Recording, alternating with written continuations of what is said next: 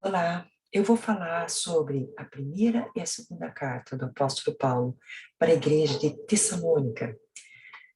Paulo escreveu várias cartas e as cartas para a igreja de Tessalônica está dividida entre o capítulo das cartas das viagens de Paulo.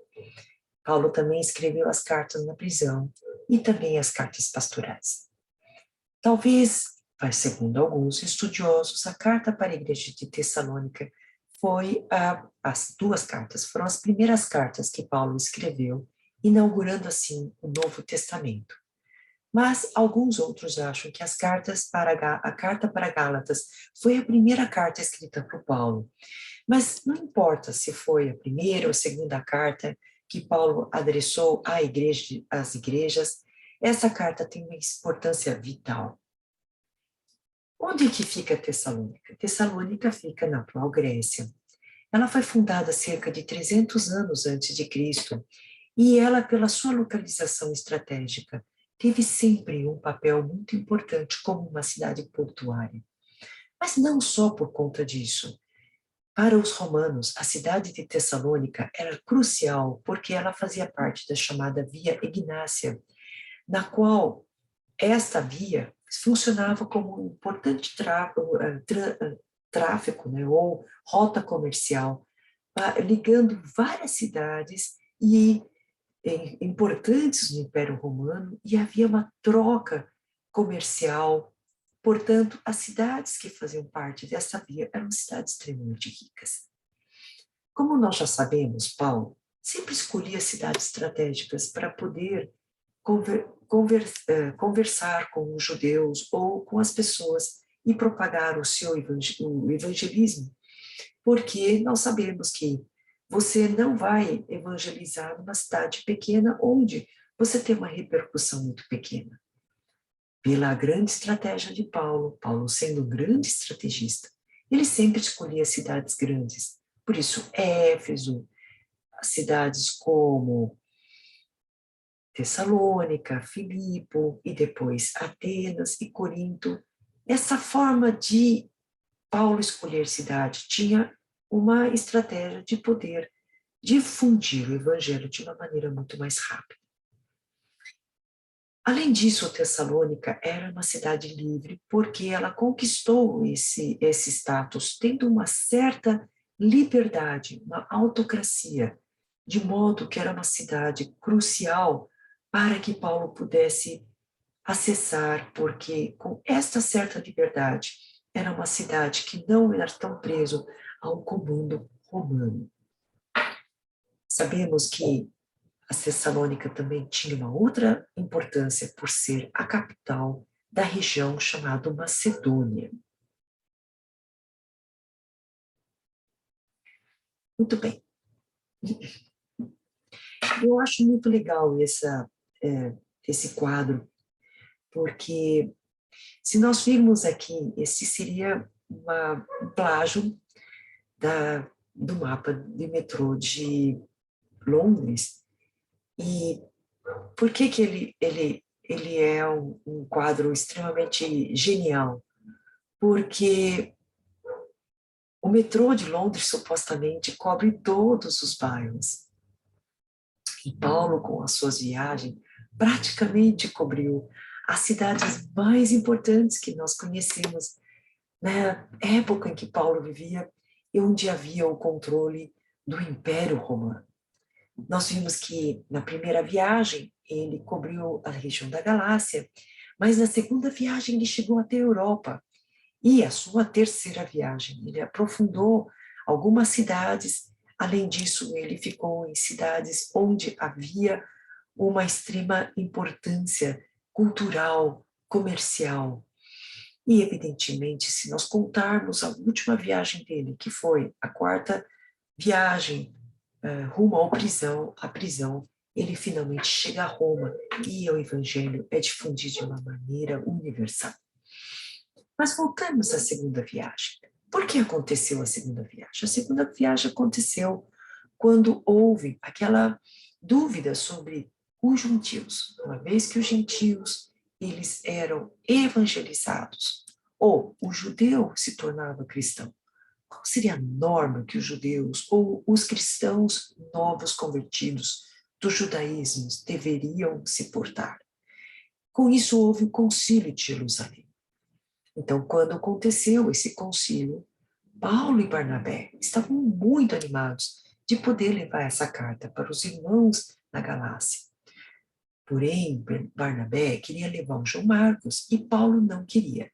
Houve uma grande briga, de modo que Paulo levou Silas e Barnabé levou João Marcos, e aí cada um foi para o seu canto. Paulo então leva essa carta, essa recomendação e visita suas igrejas. Chegando na cidade de Listra, ele conhece a Timóteo, seu grande braço direito, seu filho na fé. E eles partem na tentativa de chegar até Bitínia. Deus proíbe. Tentam chegar a Ásia Menor, mas Deus proíbe. Então eles chegam a Troade. E naquela noite, Paulo dormindo, ele tem a visão de um irmão da Macedônia pedindo, suplicando para que chegue até a eles. Então Paulo, ele cruza o mar, chega até então a Neápolis, Anfípolis e finalmente a cidade de, Anfípolis não, chega primeiro à cidade de Filipos. E na cidade de Filipos ele conhece então a mulher chamada Lídia, que foi convertida, nós podemos chamar que foi a primeira convertida da Europa, e Paulo então fica na cidade. Porém, quando Paulo chega na sua cidade, ele tem já a diversidade. E uma delas foi uma mulher que era adivinha e ganhava dinheiro para os seus donos, porque ela é uma escrava, adivinhando.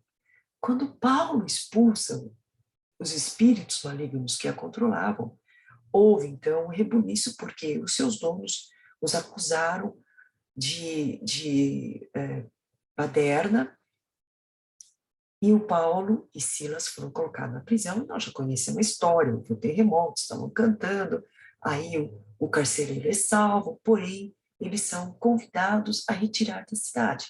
Então Paulo vai para Anfípolis, vai para a Polônia, e finalmente chega a outra cidade estratégica, Tessalônica. E quando ele chega em Tessalônica, nós vamos ver já daqui a pouco o que acontece, ele fica apenas 3 sábados, e de novo há a diversidade. Então ele vai para Bereia, e de Bereia, devido também à perseguição dos judeus e das pessoas que eram contra ele, ele vai para Atenas, de modo que ele sai da Macedônia e vai para a região que nós chamamos de Acaia. De Atenas, Paulo vai para Corinto. E é interessante, né? Porque se você pensar, por que Paulo foi para Tessalônica? Ou para Filipos? Foi porque houve um sonho. Mas é interessante, Paulo não fica em nenhuma dessas cidades. Ele fica estacionado em Corinto, Acaia, por 1 ano e meio. E eu ficava pensando, mas Deus não chamou Paulo para ir para a Macedônia? Por que que ele não ficou na Macedônia? Ele devia ter ficado aqui, não foi isso o sonho? E aí a resposta para essa minha dúvida foi quando o Russell Shedd, pastor maravilhoso, ele fala, se Paulo tivesse ficado em Tessalônica, nós não teríamos essa belíssima carta. Porque foi pela perseguição que Paulo sai de Macedônia. E nesse desespero, nessa angústia, é que ele manda Timóteo para Tessalônica. E quando Timóteo vem de Tessalônica, e naquela ocasião, quando Timóteo ele volta de Tessalônica, ele já está em Corinto, junto com Silas, aguardando notícias de Timóteo. E quando ele ouve as notícias de Tessalônica, Paulo escreve a primeira e a segunda carta para os Tessalonicenses. Então, apesar da gente não entender o plano de Deus, graças a Deus que nós temos essa história tão curta em Macedônia, para que Paulo tenha que reforçar, tenha que escrever coisas para a igreja que nós temos essas duas belíssimas cartas. Então, vamos recapitular o que acontece. Paulo e Silas tiveram que sair da cidade de Filipos, vão para Anfípolis, a Polônia, e chegam a Tessalônica. E como sempre, o que eles fazem? Eles vão para a sinagoga judaica. E durante 3 sábados, conforme o costume de Paulo, ele foi à sinagoga, discutiu a escritura e conseguiu evangelizar. E alguns judeus, gregos tementes a Deus, e várias mulheres de alta posição se converteram. Mas como tudo acontece no reino de Deus, uma vez que nós temos a obra de Deus, começa no mesmo momento a oposição. Então os judeus, aqui a Bíblia fala, com inveja, reuniram algumas pessoas desordeiras e aí começaram a tumultuar. Queriam levar Paulo e Silas e entregar o conselho da cidade. Não o encontraram, arrastaram Jason e outros irmãos e levaram o conselho falando que eles eram pessoas desordeiras e que estavam perturbando a ordem da cidade. E a acusação é que eles estavam pregando um outro Deus que não César. Bem, nós não precisamos contar o que aconteceu, porque vocês imaginam, né? Com toda essa bagunça, Paulo e Silas foram então encaminhados a Bereia. E Paulo, olha que lindo, mesmo com tanta diversidade. A primeira coisa que eles fazem, eles foram à sinagoga judaica quando chegaram em Bereia, com aquele ímpeto, aquela vontade incessante de trabalhar para o reino de Deus. Então, resumindo, a primeira carta para os Tessalonicenses é uma carta escrita quando Paulo, preocupado com a igreja de Tessalônica, manda Timóteo para lá. Então, aqui está descrito, né, que em 2, 17, 3, 10, Paulo estava angustiado com a igreja de Tessalônica, manda Timóteo para lá, e quando Timóteo volta, fala da igreja, Paulo então escreve a primeira carta, uma carta belíssima, e a segunda carta de Tessalonicense vai abordar a mesma coisa, os mesmos tópicos. Então podemos dizer que a primeira carta de Tessalonicense chegou, e parece que os irmãos de lá não entenderam muito bem.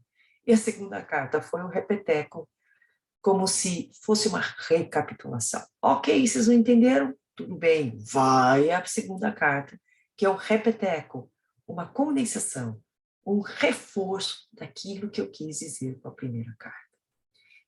Então, em síntese, Paulo e Silas, eles fugiram da cidade de Tessalônica, foram para Bereia, aí Timóteo vai para a igreja, vai para Tessalônica, volta e fala para o Paulo o que está acontecendo. Essa carta é estruturada em 2 partes. A primeira é chamada pelo Bible Project como se fosse uma celebração de fidelidade. E a segunda é uma admoestação. São coisas que Paulo quer falar para os tessalonicenses, para que eles possam crescer, santificar, maturar na fé. A carta é dividida com sempre uma oração, ou uma bênção, ou com sempre tem um intervalo entre essas partes da carta. A segunda carta também vai ter essa estrutura. Então, Paulo fala uma coisa, depois ele dá uma bênção, ou ele dá uma oração, e depois ele termina com a bênção apostólica. Então, nós temos essa mesma estrutura. Mas tem 3 palavras que eu quero que vocês lembrem da carta de Tessalonicenses, que é fé, amor e esperança. Vou repetir de novo. Fé, amor e esperança. São as palavras que Paulo vai, no fundo, repetir. E esta igreja reflete exatamente isso. Fé, amor e esperança. E é muito bonito. Então, Paulo começa dizendo, muito obrigada a Deus, porque vocês têm fé, vocês têm amor e vocês têm esperança, porque porque eu fui lá, em 3 sábados, vocês entenderam o que é o cristianismo. Vocês afastaram dos ídolos, vocês começaram a servir o Deus vivo. Vocês estão esperando o Filho de Deus vivo, que um dia voltará. Gente, Paulo, nessa igreja, foi um case de sucesso. Imagina, 3 semanas, converteu, fez uma igreja linda. E ele fala, vocês são lindos, vocês são maravilhosos, porque a sua fé foi uma fé profunda. Vocês tiveram uma mudança radical. E hoje, em toda a Macedônia e a Caia, fala sobre o que vocês são. Esse cristão que vocês se tornaram. Vocês estão de parabéns. 3 semanas. Qualquer pastor gostaria de, em 3 semanas, fazer essa transformação na vida das pessoas. E aí Paulo prossegue. Porém, contudo, entretanto, toda vez que tem obra de Deus, vem perseguição. Eu sei que vocês estão sofrendo, eu sei que está sendo difícil.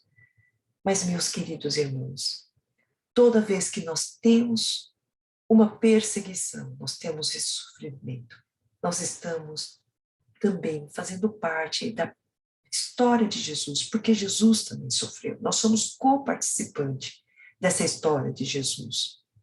E eu quero fazer uma adendo. Muitas pessoas pregam que que o cristianismo é uma religião de vitória, da gente conquistar, da gente ter as coisas, que as coisas vão prosperar. E eu acho que a Bíblia não nos ensina isso. Na verdade, toda vez que nós queremos andar com Cristo, as adversidades vêm, a perseguição vem. E Paulo quer nos dizer que nós vamos passar por essa perseguição. Sofrimento faz parte do cristianismo.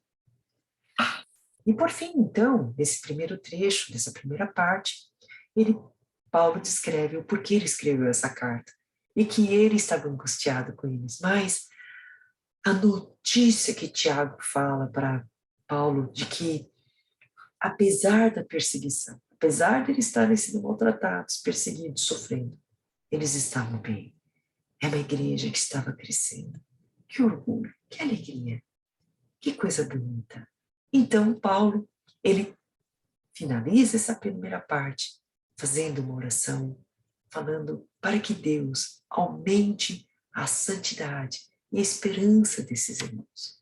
E ele vai, então, agora para os ensinos que ele quer que os irmãos tenham.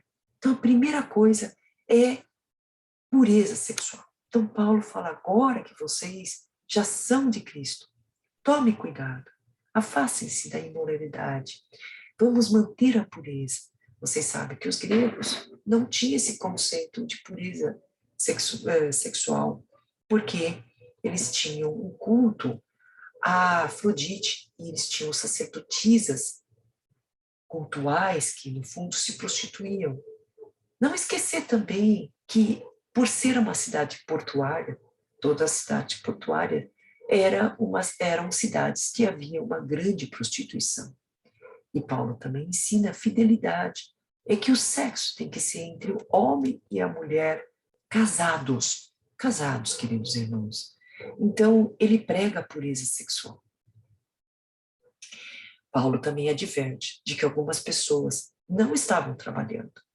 E Paulo disse, por favor, nós temos que ter santidade, nós temos que ter fé, nós temos que ter amor. E amor é a gente trabalhar, ganhar daquilo que a gente ganha trabalhando, e temos que ser generosos. Nós não podemos ser ociosos. E aí Paulo fala da esperança. Por que da esperança? Porque os irmãos provavelmente estavam muito tristes. Nós não sabemos o que aconteceu, se havia muita gente que morreu porque foram perseguidos, ou porque eles foram mortos pela fé, ou porque morreram de causas naturais. E aí os irmãos estavam muito tristes, queriam saber, e aí? O que vai acontecer com nossos irmãos que morreram, que já são no Novo Testamento, ou seja, os mortos do Novo Testamento, que creram em Jesus Cristo? O que vai acontecer? Paulo, A gente achava que Cristo ia voltar logo, mas eles morreram antes de Cristo voltar. E agora, o que vai acontecer? Então, Paulo usa uma palavra que é muito usada, chamado parousia, que é quando vem a comitiva real. É aquela ilustração do César vindo de uma vitória, vindo com o exército, aqueles cavalos, pegando todas aquelas coisas que eles conseguiram falar, trazer de espólio de guerra. Então, vem os soldados com os escravos, com os dinheiros, com os animais que eles conquistaram. E ele usa essa mesma palavra para mostrar que a vinda de Cristo será como a vinda da realeza, só que muito melhor, muito mais bonito, muito mais glorioso. E Paulo, então, dá uma esperança para esses irmãos em Tessalônica.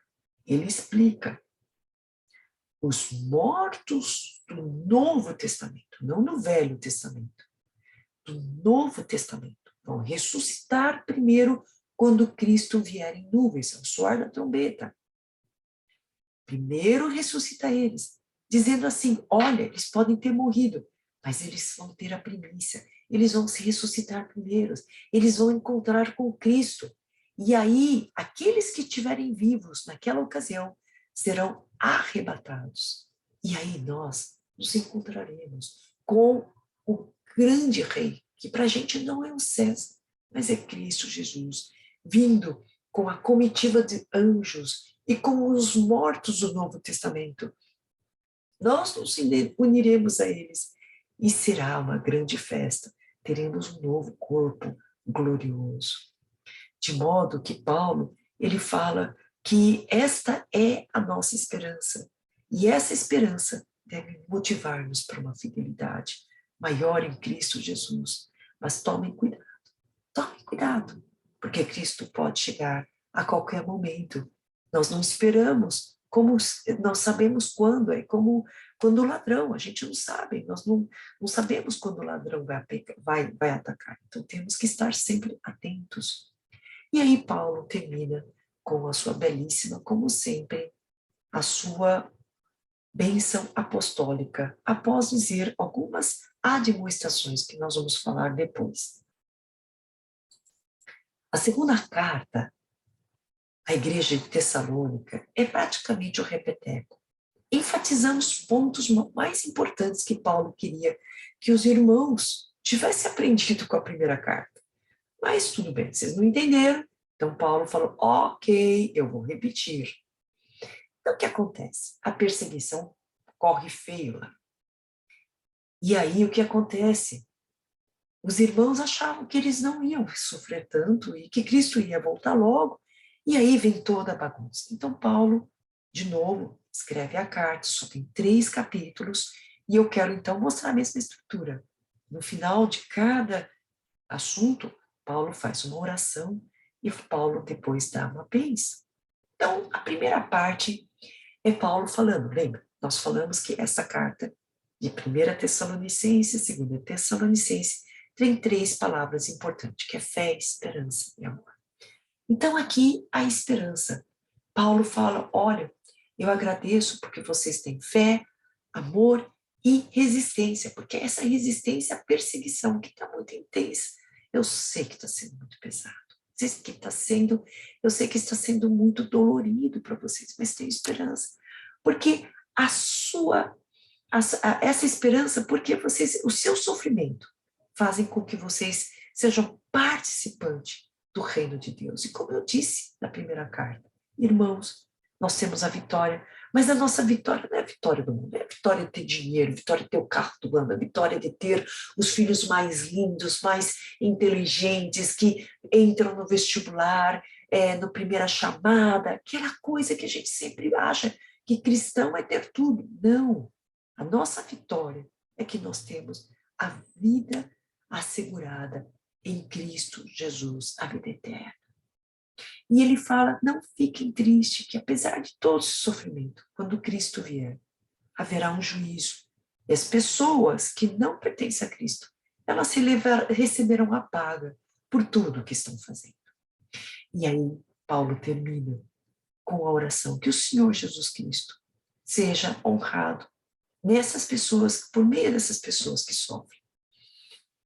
Aí ele vai para uma segunda parte. O que acontece? A segunda parte é sobre o dia do Senhor. O que estava acontecendo lá? Falso apóstolos. Vocês acham que fake news só aconteceu agora? Não. Desde a época de Paulo já havia fake news. Então havia alguns falsos apóstolos que disseram para o pessoal de Tessalonicenses: olha, sabe por que vocês estão assim? Vocês estão sofrendo que vocês foram deixados. Jesus já veio, o pessoal já foi, vocês estão aí para sofrer. Aí o pessoal começou a entrar em desespero, porque alguns estavam falando que Paulo escreveu a carta dizendo que o Senhor já veio e vocês foram abandonados. E aqui tem esse desenho bonitinho, né? Que aqui, olha, o mouse. Paulo disse: eu nunca disse isso. Por isso que Paulo sempre disse, e principalmente nessa carta em Tessalonicenses, para Tessalonicenses, a segunda carta para esses irmãos, ele fala: eu do próprio punho, eu assino, para mostrar que esta carta, essa segunda carta, é minha, não é fake news, não foi mandado por falsos apóstolos. Veja bem, irmãos, eu próprio estou assinando o meu próprio punho. Eis essa carta vai lembrar vocês do que eu ensinei vocês. E ele fala assim: lembrem-se do que eu ensinei. Que pena que Paulo não escreveu para a gente. Como eu queria ser uma mosquinha lá para ouvir o que Paulo disse para esses irmãos. E ele, no fundo, ele está repetindo o que ele disse. Uma das pequenas coisinhas que Paulo disse. Paulo disse: lembra que eu disse? Primeiro virá o rebelde, ou o iníquo, ou o homem da perversidade, tanto faz. Esse homem da perversidade vai vir com poderes satânicos, vai engolir, vai enganar os cristãos, e muitos vão crer nele, porque pelo poder satânico ele vai fazer um milagre, vai operar maravilhas, e muitos vão crer nele. A palavra anticristo só surge no livro de Apocalipse. Aqui Paulo não o chama de anticristo, mas apesar disso tudo, parece que o mundo já acabou, parece o fim. Aí Paulo fala: não fique desesperançosos. Lembra que a palavra em Tessalonicense, eu vou repetir várias vezes, é fé, esperança e amor, ele fala: tem esperança.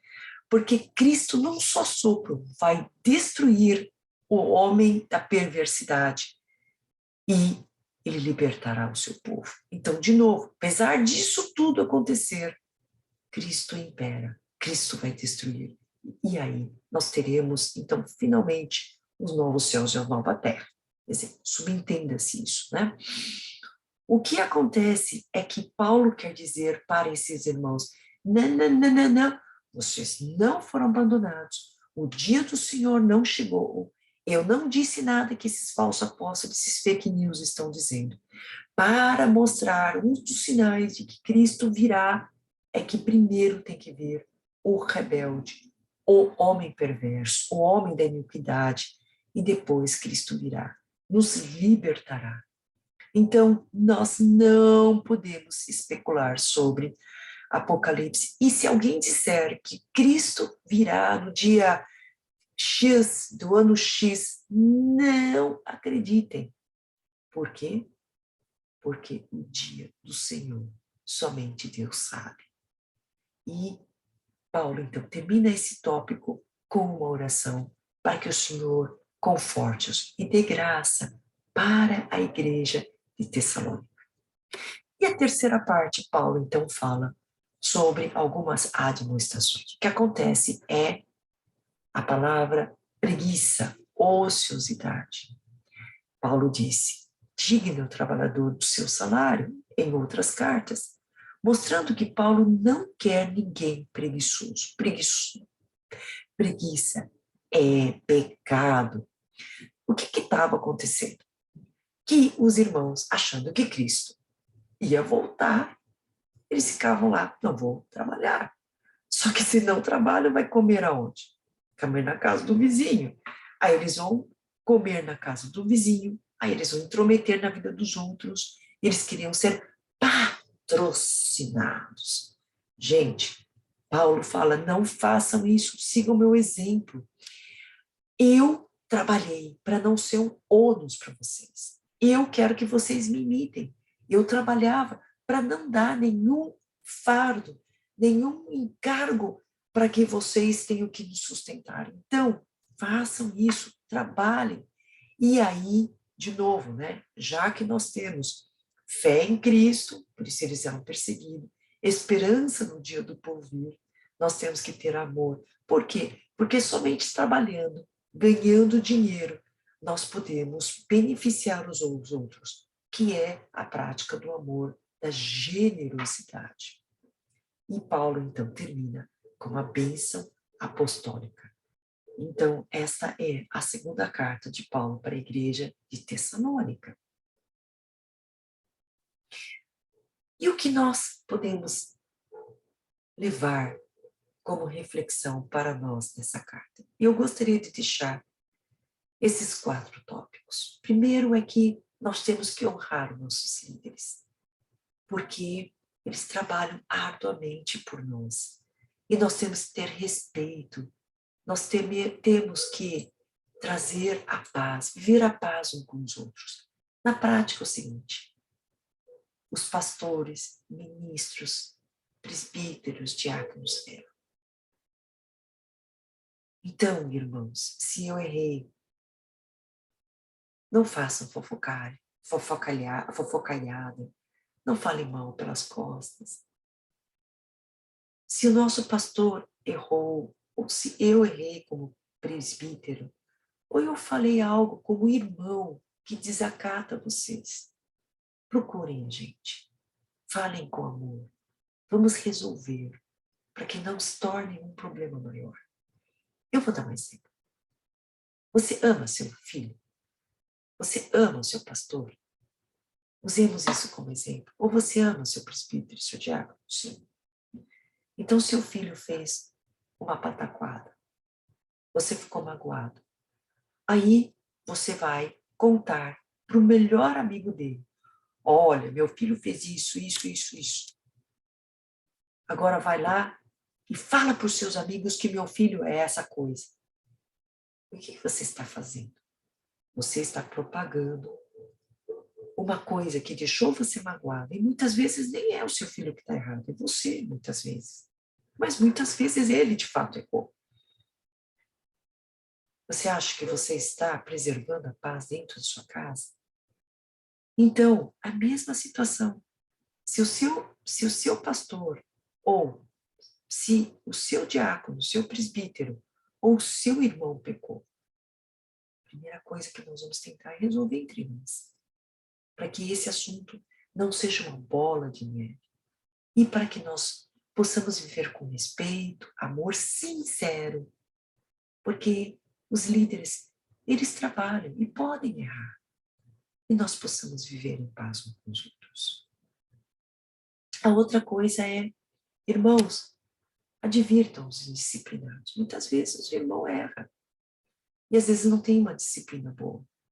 Às vezes o jovem, ele pode errar, ele pode achar que ele pode levar a bola da igreja para a casa dele e jogar bola. Você vai falar, não, isso é roubo. Nós temos que ensinar os nossos jovens. Ou, se nós fizemos algo que não é propício, no amor, nós temos que disciplinar. Também devemos encorajar os desanimados na nossa igreja. Nós temos que ajudar os fracos e principalmente ser pacientes uns com os outros. E não tratar os outros como o mal com o mal, mas sempre fazer o bem. Então, irmãos, sejam pacientes conosco quando nós, da liderança, erramos. Ou se um irmão faz algo errado. Se eu fui indisciplinada, ou se eu fiz algo de mal com alguém, por favor, me encoraje, me ajude a poder melhorar. Do mesmo modo, também vou me esforçar a não retribuir o mal por algum irmão que me fez mal, falou uma palavra atravessada para mim, para que nós possamos sempre fazer o bem, amar uns aos outros, porque este é o papel que nós devemos ter dentro da igreja. E a outra coisa que eu gostaria que nós pensássemos é que Paulo escreve para uma igreja sofrida. Quantas vezes ele não fala que estavam sendo perseguidos? Mas olha que frase linda. Estejam sempre alegres. Gente, como estar alegre numa igreja que está sendo perseguida, cheio de problemas, cheio de adversidades. Mas é isso que Paulo fala. Irmãos, estejam sempre alegres. Nunca deixem de orar. E sejam gratos a Deus. Em tudo dai graça, em todas as circunstâncias. Pois esta é a vontade de Deus em Cristo Jesus para convosco. Não importa se hoje tem dinheiro, se amanhã vocês perdem emprego, se bateu o carro, ou se há algo de perseguição na vida de vocês. Se Paulo não tivesse sido perseguido, ele não tivesse fugido e chegado em Corinto e recebido notícias de Timóteo, quando ele ia escrever aquela carta maravilhosa para a igreja em Tessalônica, aquelas 2 cartas das quais nós estamos discutindo hoje, trazendo tanta mensagem bonita, tanta esperança, tanta fé, tanto amor. Não fora as circunstâncias, adversidades, nós não teríamos tantas cartas aos outros irmãos. E finalmente as cartas apostólicas, as cartas pastorais. Quanta coisa Paulo escreve, cartas de coração. Então, às vezes a gente olha apenas do nosso ponto de vista, mas sejamos gratos a Deus em todas as circunstâncias, porque nós não sabemos. Os planos de Deus são perfeitos, são maravilhosos. E por fim, não apaguem o Espírito. O Espírito Santo quer atuar em nós. E não desprezem as profecias quando elas vêm de Deus. Porém, ponha tudo à prova, tudo que é dito. Porque nem sempre vem de Deus. Né? Então, ponha tudo à prova e fiquem com aquilo que é bom. Dessa forma, mantenha-se afastado de toda a forma de mal. Isso está em 1 Tessalonicenses 5, 12, 22, que é a parte final, onde Paulo ele faz as recomendações para os irmãos. E eu acho que essa carta também faz essas recomendações para nós. Mas você vai falar assim, Susan, mas você não vai falar sobre o dia do Senhor? Não vai dar para falar da ressurreição e do dia do Senhor, das coisas do porvir, porque, como eu coloquei nesse relógio aqui, eu vou demorar meses. O livro de Apocalipse é um livro que tem várias interpretações, nós não vamos ter muito tempo. E voltando a esse site, onde eu tirei esse chart aqui, eu achei tão bonito. Opa, voltou. O livro de Apocalipse é um livro que vai falar sobre a ressurreição, o dia do Senhor, o futuro. Mas eu achei tão bonitinho, porque ele resume o que é Apocalipse. Então, Apocalipse começa com as coisas que são possíveis de pregação, que ele fala em inglês de preachability, ou seja, ele fala das 7 cartas para as igrejas. Então, nós vamos ver, geralmente quando nós ouvimos as pregações, nós vamos ouvir sobre as 7 cartas às igrejas, né? E depois, então, começa a descrever sobre as coisas bem difíceis, bem difíceis de nós entendermos, e essa linha é cumulativa. E aí no meio vem as trompetas, e depois os selos, e as coisas cada vez mais difíceis num crescente, e aí vem o primeiro dragão. Aí começa aquelas alegorias que a gente não entende nada, e depois vem o dragão, volta o dragão, depois o dragão é liberto, depois é preso de novo, e aí volta a ter os assuntos que são pregáveis, né? Que são pregados, porque vai falar sobre a vitória de Cristo, a sua vinda, depois o juízo final, e aí depois ele vai falar sobre os novos céus, as novas terras e a nova Jerusalém. Então, praticamente, esse é o livro de Apocalipse. Desculpa quem vai dar o livro, mas esse é um resumão geral, e eu não vou falar sobre o dia do Senhor e a ressurreição, que Paulo abre uma pequena janela para nós podermos ter um vislumbre da beleza, da esperança que será a vinda do Senhor. Então, no primeiro livro para a igreja de Tessalônica, Paulo fala que a vinda do Senhor virá com um soar, um brando, um brado de comando, a voz do arcanjo, a trombeta de Deus. E aí os que estavam mortos em Cristo ressuscitarão. E nós, então, se estivermos vivos, seremos arrebatados nas nuvens e encontraremos o Senhor. É muito lindo, é muita esperança, é muito lindo. E ele fala que nós temos que tomar cuidado, porque o dia do Senhor virá inesperadamente, como um ladrão. Então temos que estar atentos, temos que estar sempre preparados, porque nós não sabemos o dia de amanhã.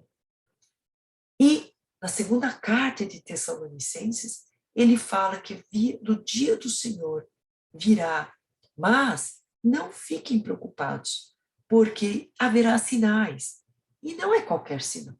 Deverá vir aquele que é o homem da perversidade, que vai trazer destruição, operará milagres por conta do poder de Satanás, fará falsas maravilhas, e muitos serão enganados e crerão neles. Cuidado, porque este é o falso, porque depois do falso, o Senhor, com o sopro da sua boca, eliminará, matará o homem da perversidade. E aí ele virá. É uma esperança, é uma alegria saber que ele virá, nos resgatará e nós estaremos com ele para todo sempre. É muito lindo, é maravilhoso e é uma carta que nos traz fé, amor e esperança. E com isso eu termino essa visão bem simplificada dessas duas cartas para os Tessalonicenses. E termino com a frase que eu sempre gosto de usar em todas as minhas aulas, que está em 1 Tessalonicenses 5,18. Em tudo dai graça. Em tudo dai graça. Bem, era isso. Muito obrigado. Bom dia para vocês. Fiquem na paz de Cristo. Amém.